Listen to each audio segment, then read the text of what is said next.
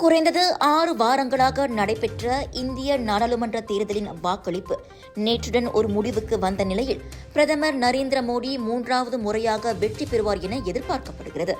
தேர்தல் முடிவு செவ்வாய்க்கிழமையன்று அதிகாரப்பூர்வமாக அறிவிக்கப்படும் என்ற போதிலும் மோடி வெற்றி பெறுவார் என அரசியல் ஆய்வாளர்கள் முன்கூட்டியே தெரிவித்திருக்கின்றனர்.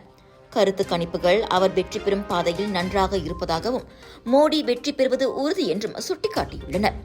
மேலும் தனது அரசாங்கத்தை மீண்டும் தேர்ந்தெடுக்க இந்திய மக்கள் அதிக எண்ணிக்கையில் வாக்களித்துள்ளனர் என்ற நம்பிக்கையுடன் தெரிவித்திருக்கிறார்.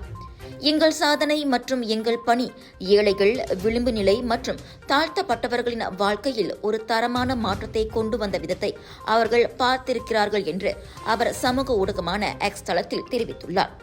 மோடியின் ஆளும் பாரதிய ஜனதா கட்சி மற்றும் அதன் கூட்டணி கட்சிகள் 355 இடங்களை வெல்லும் என்றும் இது மக்களவையில் பெரும்பான்மைக்கு தேவையான 272 இடங்களை விட அதிகமாகும் என CNN மற்றும் நியூஸ் 18 கருத்து கணிப்பை வெளியிட்டிருக்கிறது.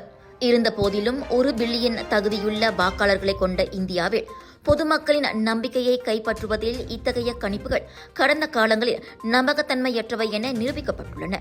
மோடியின் தொகுதியான வாரணாசியில் நேற்று வாக்களித்த பலர் அவர் மீண்டும் ஆட்சிக்கு வருவார் என்ற நம்பிக்கையில் உற்சாகமாக இருக்கின்றனர்.